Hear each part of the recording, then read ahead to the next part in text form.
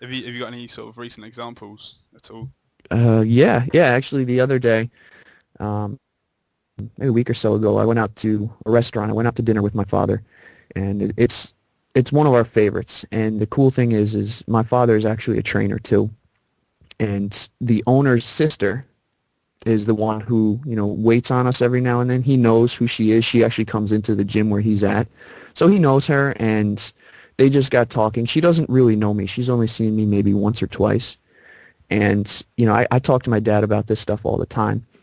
And, he just wants to train, and I'm cool with that. I was like, well, you could, do better, bring in more clients if you, do this, this, and this. And he's like, no, I just, he's retired. He just kind of wants to train, and he's happy doing it. He loves doing it.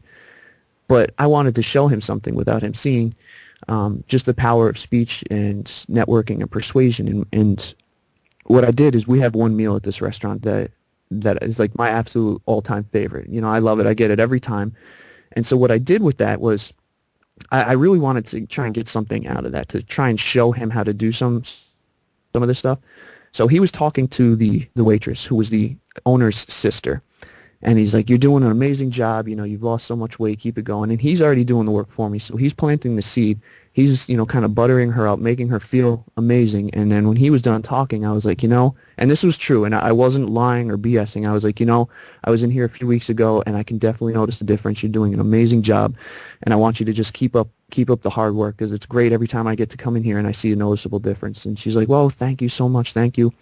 And then I layered upon that when she's in that mood and that zone. And I was like, and the other thing I have to let you know is, like, my father and my parents come in here all the time, and you know that I like this, but this is such one of the best places in town. I love the food here, and I love the service. You guys are so good to us. I really appreciate it. And, just keep buttering her up and her saying thank you so much. And I was like, I love it so much. And we talk about it and tell our friends and send business here all the time. I was like, but I'm kind of curious. And she's like, oh, about what? I was like, sometimes we talk about it to our friends all the time, and I'm like, you have to try so-and-so meal. We have to try that. And we don't know how to cook it or prepare it right. And I was like, is there some way that you could provide, the recipe so we could have our friends try it? And if they like it, then we'll send you guys, we'll send them to you.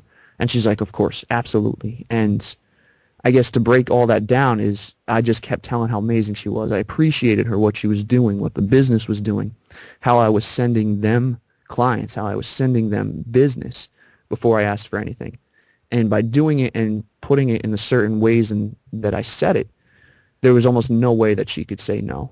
And the interesting thing was, is later on in that later on in the evening, I was talking to my dad, and I said, Dad, so how we were talking about that with, the getting the recipe for the meal and all that stuff?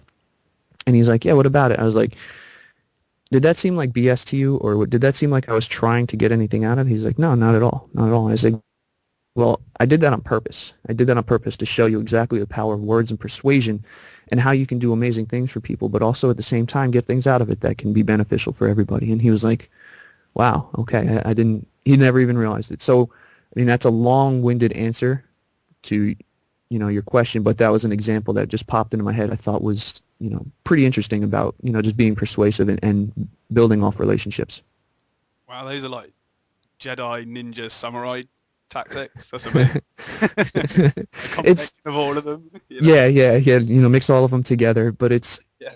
it's something that in my case it was learned. It wasn't I just was never good at that. So I was always good talking. I think that's kind of what led me to interviews and talking to people, but I was never good at, really persuading. I could build relationships.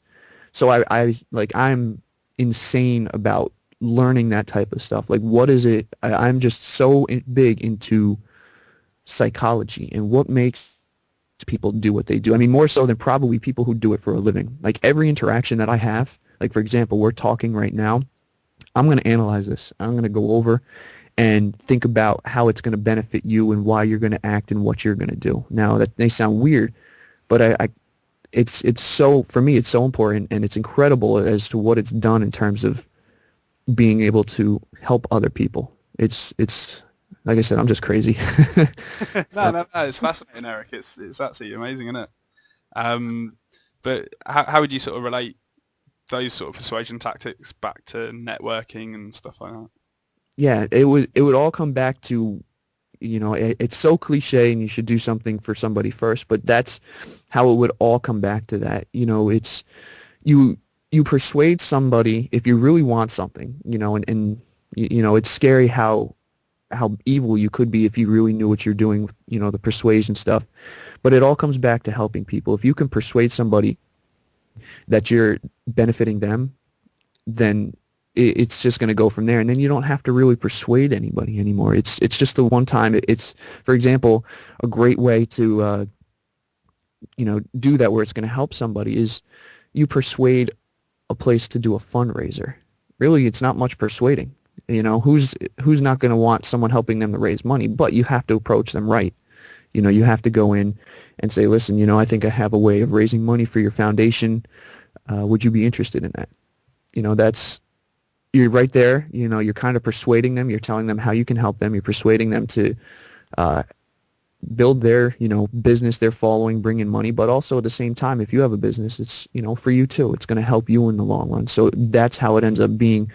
Persuasion ties into networking, because you've now not only made it a win for them, but they're going to help make it a win for you, because it's in their best interest to bring in clients or people and promote for it so that they can raise a lot of money. It's really, they're trying to do what's best for them, but the more people they're able to bring in, more people you're able to bring in, it's a win for not just the person you're raising money for, but for you and for everybody who's visiting, because you're providing a service and a value to those people that they may not be getting somewhere else. Yeah, man. Yeah, it's sort of like, it all comes round back to you. As long as you keep giving, then people will just give back to you even more. Absolutely. In the first place, isn't it? Yeah. Definitely. Well, we nearly reached the end of the interview here, Erik. And one thing I always get the guys to answer is, in one sentence, what words of wisdom would you give to anyone just starting out in the health and fitness industry?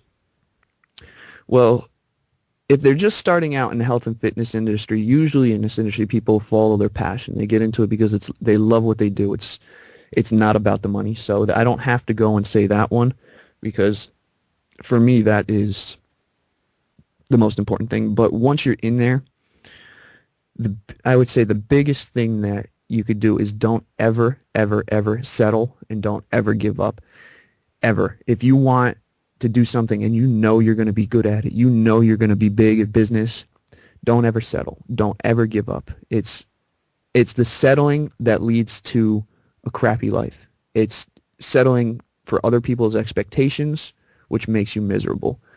It's the only thing in your life that you have to really be selfish about, is what you want to do with your life, what kind of legacy you want. And if you settle, you're leaving a legacy for somebody else, not for yourself. So don't ever settle, and don't ever give up with anything that you've ever done. That's awesome, man. Very wise words.